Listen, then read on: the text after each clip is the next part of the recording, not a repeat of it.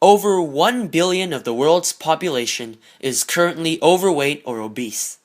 In other words, that's 1/7 of the world's population, which is currently a little over 7 billion.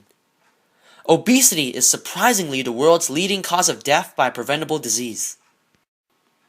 Not only does obesity make you fat, it can actually shorten your lifespan by about 13 years. The average person, someone like you and I, should consume 2,000 to 2,500 calories a day, depending on size, age, height, gender, lifestyle, and other factors. Obesity is caused mainly by not getting enough exercise, eating too much, eating lots of unhealthy food, medical conditions, and genetics. Being obese has a lot of scary consequences. So if you were just thinking about chugging the whole 2-liter bottle of soda, think again.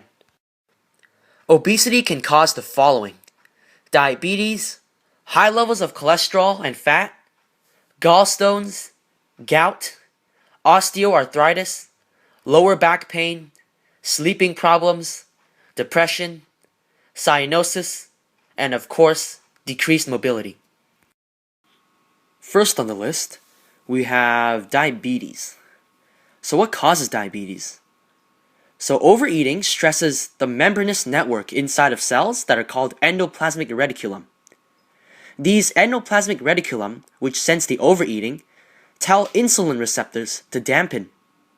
This causes insulin resistance. The insulin resistance causes high concentrations and amounts of glucose in the blood. Diabetes is when a person has a high level of blood sugar.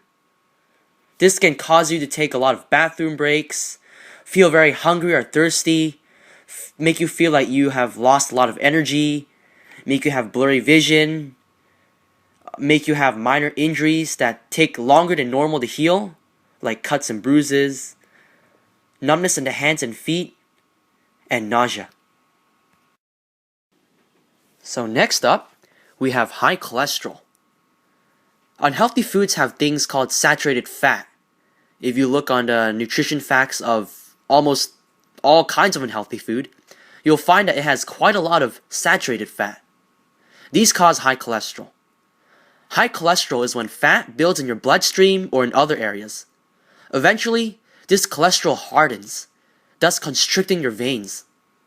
Cholesterol is a molecule found in the human body that is similar to fat. This can cause high blood pressure, heart attacks, and strokes. Unfortunately though, high cholesterol is hard to detect. There's no proven connection between obesity and gallstones, but these gallstones just seem to be more common in obese people.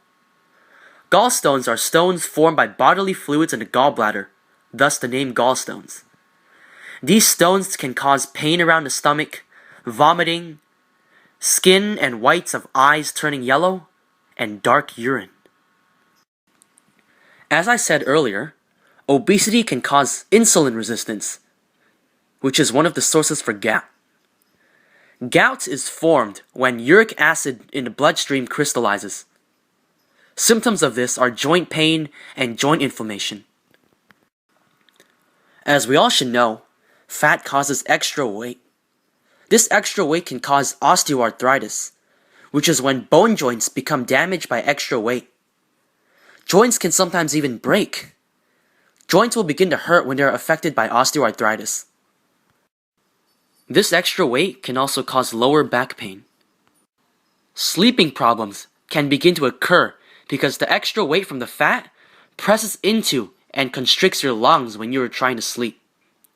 Specifically, these problems are respiratory issues or problems breathing. Being obese can make you feel stressed out and depressed because you have a lack of energy. Cyanosis is when the skin turns blue because it doesn't get enough oxygen. This happens when the fat cells begin to block cells from getting oxygen. This can cause loss of consciousness for fleeting moments of time and headaches. Finally, that extra weight I mentioned earlier could cause decreased mobility. In 2010, the number of overweight children under the age of 5 in the world was over 42 million. The main causes of the global increase in childhood overweight and obesity are a global shift in diet towards foods that are high in calories, fat, especially bad fat, and sugar, but low in nutrients, as well as a trend toward decreased physical activity levels. What can be done? The answer might sound simple, but many people do not follow these general guidelines. Eat more fruits and vegetables, eat less bad fats, limit sugar intake, and be physically active. Now pretend this is your eating plate. Generally, about half of your plate should be vegetables and fruits, and the more color, the better, because then that means you're getting a variety of vitamins and minerals. Unfortunately, French fries and potatoes do not count as vegetables because they're too starchy. Next, a quarter of your plate should be starch or grains. Make at least half of your grains whole grains, which might include whole wheat bread, brown rice, whole wheat pasta, or oatmeal. And the last quarter of your plate should be a healthy source of protein, which I'll explain a little more later on in this video. The amount of calories you should be eating depends on your age, gender, and activity level. Same goes for the amount of vegetables you need to eat. It's recommended for girls aged 9 to 13 to eat 2 cups of veggies a day. Girls 14 to 18 should eat 2.5 cups. 9 to 13-year-old boys should be eating 2.5 cups of veggies a day, while 14 to 18-year-old boys should be consuming 3 cups. Generally, 1 cup of raw or cooked vegetables or vegetable juice, or 2 cups of raw leafy greens count as 1 cup of vegetables. As for fruit, 9 to 18-year-old girls and 9 to 13-year-old boys need 1.5 cups of fruit daily, while 14 to 18-year-old boys need 2 cups. When it comes to grains, whole grains are much better for you than refined wheat because they still have on this outer layer called bran.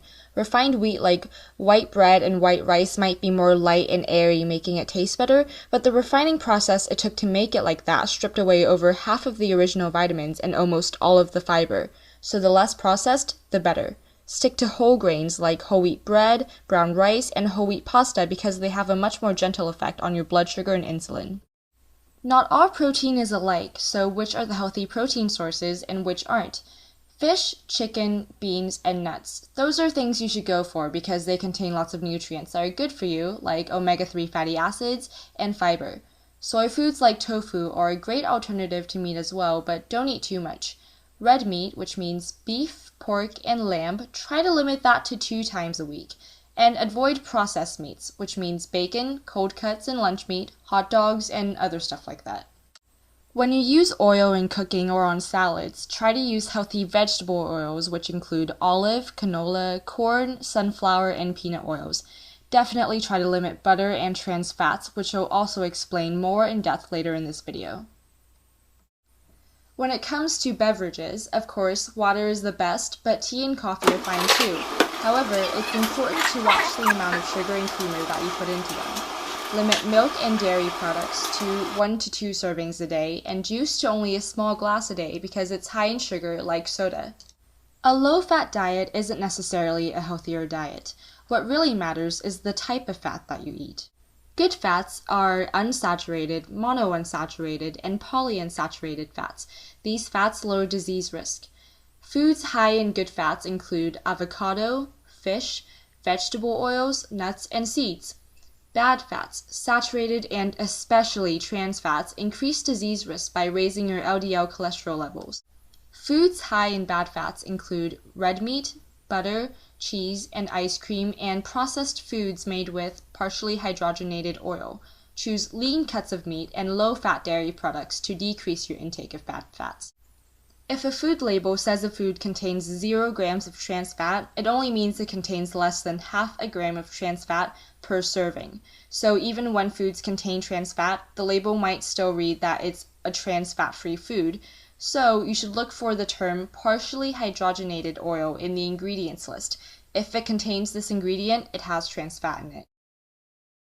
Remember to eat 3 well-balanced meals and 1 or 2 healthy snacks at regular times throughout the day. Not only will skipping meals or waiting too long between them make you more likely to overeat at your next meal, it may also lead to other consequences like delayed insulin response, which can lead to diabetes. Healthy eating is all about balance.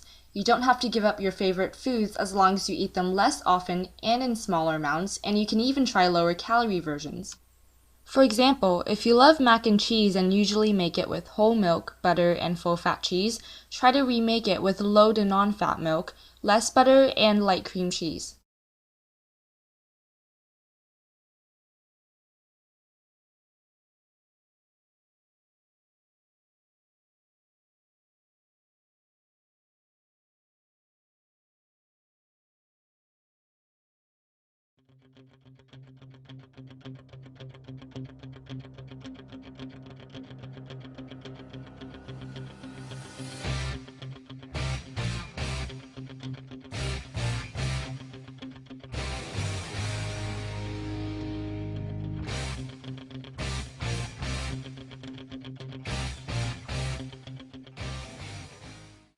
Research shows that people from the age of 6 to 17 are supposed to exercise for at least 60 minutes a day.